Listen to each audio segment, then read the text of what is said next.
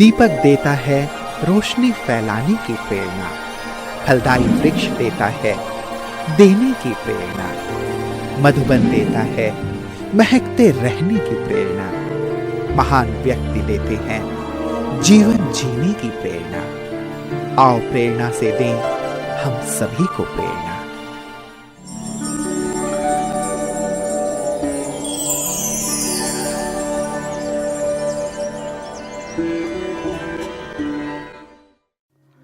अकोला महाराष्ट्र राज्य के विदर्भ जिले का एक मुख्य शहर है।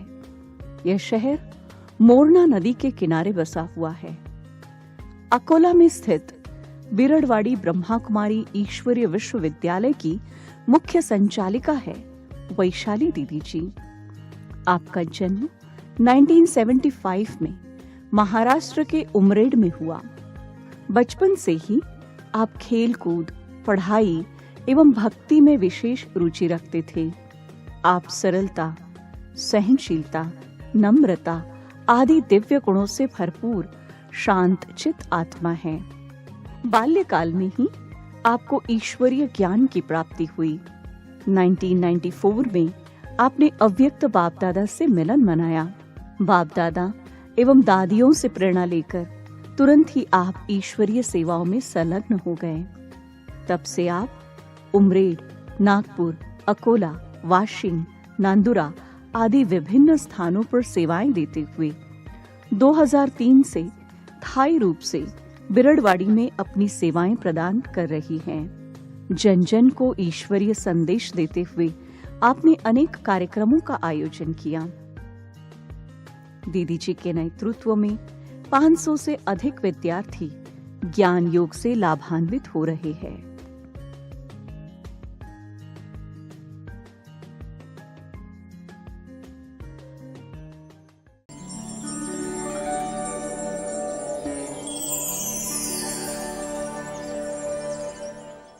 ओम शांति। मेरा जन्म नागपुर डिस्ट्रिक्ट उमरेड गांव में हुआ। हमारे मम्मी पापा शिव के भक्त थे। हमको भी वो संस्कार थे। हम भी मम्मी पापा के साथ मंदिर में जाते थे। हमारे मामा मामी ईश्वरी ज्ञान में जाते थे। तो अचानक हम उनके यहाँ गए। एक बाबा का कमरा था। बाबा के कमरे में जब मैं पहली बार गई तो मुझे अलग सा लगा। बाबा मुझे देख रहे हैं और मैं बाबा को देख रही हूँ। मुझे वो शांति की, शक्ति की किरणें आई। और फिर मैं मामा मामी के साथ सेंटर पर गई। तो वहाँ भी जाने के बाद मुझे बहुत अच्छा लगा, अपनापन महसूस हुआ। वहाँ दीदियाँ थी। पहली बार जब हमने दीदियों को देखा तो ऐसे अलग सा लगा जैसे देवियाँ है। एक बार दीदी स्टेज पर बैठी थे तो मुझे देवी का स्वरूप दिखा। तो स्वरूप देख के मुझे संकल्प आया कि मैं बनूंगी तो ऐसे ही बनूंगी। मम्मी ज्ञान में चलती थी, पिताजी बिल्कुल नहीं चलते थे। पिताजी का बहुत बंधन था। मुझे दीदी बनने का संकल्प आया, लेकिन सेंटर पर कैसे जाए। तो मैं बाबा के कमरे में गई और बाबा को बताती थी कि बाबा मुझे दीदी बनना है। तो बहुत मुश्किल काम था, लेकिन बाबा के कमरे में जाने से मुझे हिम्मत आती थी, वो शक्ति आती थी। तो मैं 93 में सेंटर पर आई। 94 में मैं बाबा से मिलने गई तो गुलजार दादी स्टेज पर बैठे थे।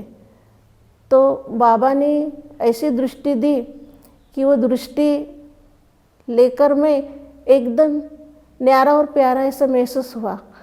मैं अपने घर में आई तो बाबा की शक्ति से मुझे ऐसा अनुभव हुआ जैसे अनेक जन्मों के विकर्म विनाश हो रहे हैं। बाप दादा ने हमें स्टेज पर बुलाया तो बाबा ने हमें दृष्टि दी, टोली खिलाई और बाबा ने कहा बच्चे हिम्मतवान भव। तो बाबा से मुझे हिम्मतवान भव का वरदान मिला। हिम्मत दे बच्चे, मदद दे बाप। जब भी मैं सेवा में कितना भी मुश्किल काम क्यों ना हो, हिम्मत रखती हूँ तो मुझे हर घड़ी सफलता मिलती है। बाबा के साथ का मुझे अनुभव होता है। और जब मैं पांडव भवन देखा, 4 धाम देखे, तो मुझे वो अलग ही फील हुआ। वहाँ के भाई बहनों को देख के ऐसे महसूस हुआ कि है हमारे भाई बहन हैं। फिर मैं दादियों को मिली, प्रकाश में दादी जी को मिली, तो दादी जी की त्याग तपस्या देख के मुझे एकदम शक्ति की फीलिंग आई। तो नहीं बा, मुझे दादी से ये त्याग तपस्या सेवा ये सीखना ही है, मुझे भी दादी के जैसी सेवा करनी है। फिर गुलजार दादी से मिली। गुलजार दादी कितनी शांत चित्त थी, तो दीदी से भी अच्छा गुण मुझे प्राप्त हुआ। मैं छोटेपन से दीदी के साथ भी रहती थी, स्कूल भी जाती थी और सेवा भी करती थी। तो मुझे छोटेपन से सेवा का बहुत ही महत्व था। कर्मना सेवा में बहुत करती थी और दीदी के साथ भी सेवा करने जाती थी। जो भी कार्य है जहाँ कर्मना सेवा ऑलराउंडर करती थी। तो मुझे दीदियों का स्नेह प्यार देख के मुझे संकल्प आया, मैं भी बनूं तो ऐसे बनूं, बाबा की सेवा करूं, अशांत दुखी आत्माओं की सेवा करें। 93 में मैं अकोला सेवा केंद्र पर आई, तो दीदी जी ने मुझे वाशिम भेजा, तो वहाँ थोड़ी दिन मैं रही। फिर मेरा पार्टी खुल गया, तो दीदी जी ने मुझे जहाँ भी नया सेंटर खुलता था वहाँ मुझे भेजती थी। तो कभी कभी अकेला भी रहना पड़ता था, क्योंकि उस समय इतनी बहनें नहीं थी। लेकिन कभी अभी ऐसे नहीं लगता था कि मैं अकेली हूँ। हर घड़ी मुझे बाबा का साथ मिलता था। कभी कभी अचानक तबीयत खराब हो जाती थी, तो बाबा मुझे बहुत मदद करता था। प्रकाशमणि दादी जी के सामने जब मैं गई, तो मुझे वो दादी जी का प्यार, वो शक्ति बहुत ही महसूस होती थी कि दादी इतना स्नेह मूर्त, कितना प्यार करती है, जैसे लौकिक माँ बाप भी इतना नहीं करते। तो दादी इतना प्यार करती थी कि हम लौकिक का सब कुछ भूल गए। जानकी दादी जी जब क्लास कराती थी, दादी जी से हमें ये प्रेरणा मिली कि मुरली कितने बार पढ़ना चाहिए।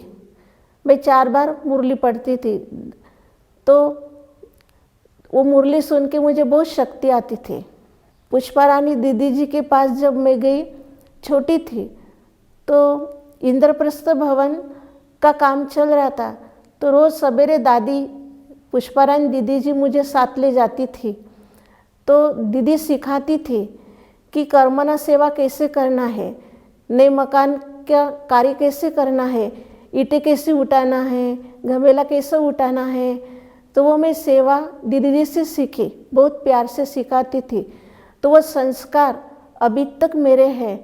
तो जहाँ भी बाबा का मकान शुरू होता है, जहाँ भी सेवा होती है, तो मैं भी करती हूँ और भाई बहनों से भी कराती हूँ। ये विशेष गुण मुझे पुष्परानी दीदी से सीखने मिला। अकोला की बड़ी दीदी जी, रुक्मिणी दीदी जी के पास जब मैं आई, तो दीदी जी से मुझे बहुत स्नेह प्यार मिला कि नए जगह पर कैसे सेवा करनी है।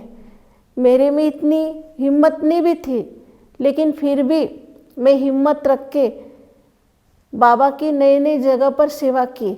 तो दीदी जी मुझे बहुत हिम्मत दिलाते थे कि सेंटर पर कैसे रहना है, भाई बहनों के साथ कैसे बातचीत करना है, सब कुछ दीदी सिखाती थी। और इतनी स्नेह मूर्त दीदी थी कि स्नेह से मैं इधर ही अकोला रह गई। भिरडवाड़ी सेवा क्षेत्र पर ज़्यादा से ज़्यादा साप्ताहिक पाठ्यक्रम, तनाव मुक्त शिविर और खेड़े पाड़े पर की सेवा ज़्यादा होती है। ब्राह्मण जीवन में विशेष धारणाएं, मैं विशेष अटेंशन पवित्रता पर ज़्यादा रखती हूँ। सदा पवित्रता के मर्यादा के अंदर मुझे रहना है। सदा अपना मन, वचन, कर्म शुद्ध रखना है। किसी के प्रति भी व्यर्थ नहीं चलाना है।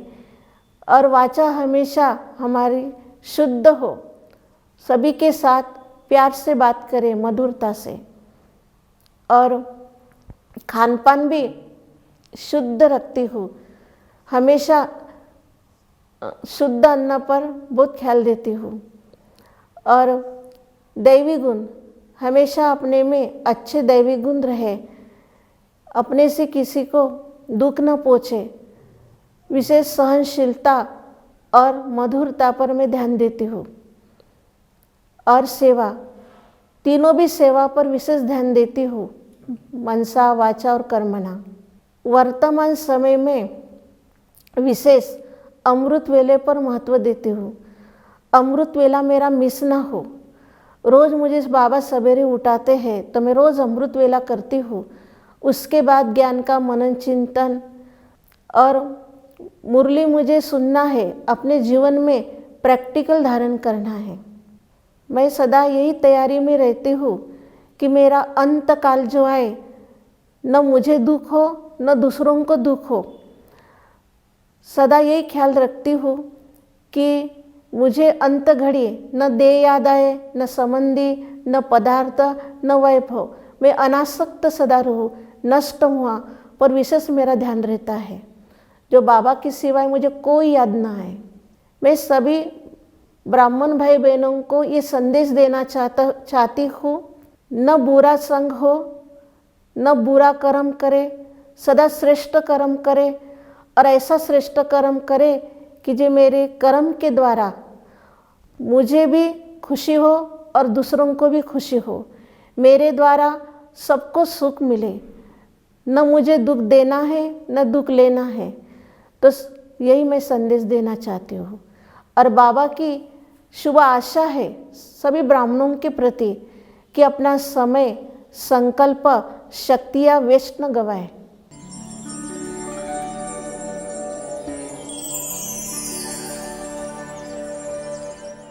दीदी जी के साथ रहते ही हमको ऐसा अनुभव हुआ है कि दीदी जी जब भी सेवा रहती है, भोग बनाना, ब्रह्म भोजन बनाना, तो इतने बड़े होके भी दीदी हमको सेवा में बहुत सहयोग करते हैं। दीदी जी की ये बहुत बड़ी विशेषता है। और दीदी जी को देह अभिमान नहीं है कि मैं बड़ी हूँ, कैसे सहयोग कर सकती हूँ।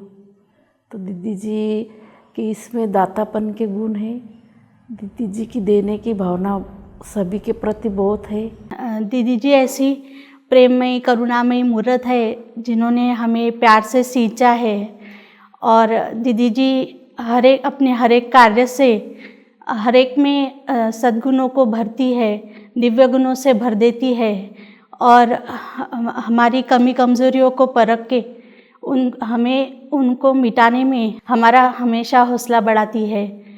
और दीदी जी में एक विशेषता हमेशा हमने देखी है शुरुआत से, कि वो जो दृढ़तापूर्वक निर्णय कर लेती है तो उन्हें वो साकार कर देती है, चाहे वो कोई भी असफल कार्य हो, वो सफल हो जाता है। वैशाली दीदी के संपर्क में आया, उनके अंग संग में रहने का मुझे बहुत अच्छा, सुनहरा, बहुत भाग्यशाली आत्मा हूँ मैं कि मुझे उनका लाभ मिला। कि उनकी हर बात में मैंने देखा है, हर बात में दृढ़ता है और उनके हर कदम में मैंने देखी है सफलता है। मैं आज तक जितने भी बार मुझे दीदी ने कहा, मैंने हाजी का पाठ पक्का किया। मेरे लौकिक कार्य व्यवहार संभालते हुए, लौकिक जॉब करते हुए भी मैंने दीदी का कभी भी ना नहीं कहा। मैंने देखा है उनमें दयालु, कृपालु भाव, और कभी भी बिना सेवा के तो कभी भी खाली हाथ जाने नहीं देते। जैसा कि दीदी का नाम है, दीदी बहुत ही विशाल हृदय वाले हैं और विशालता से सभी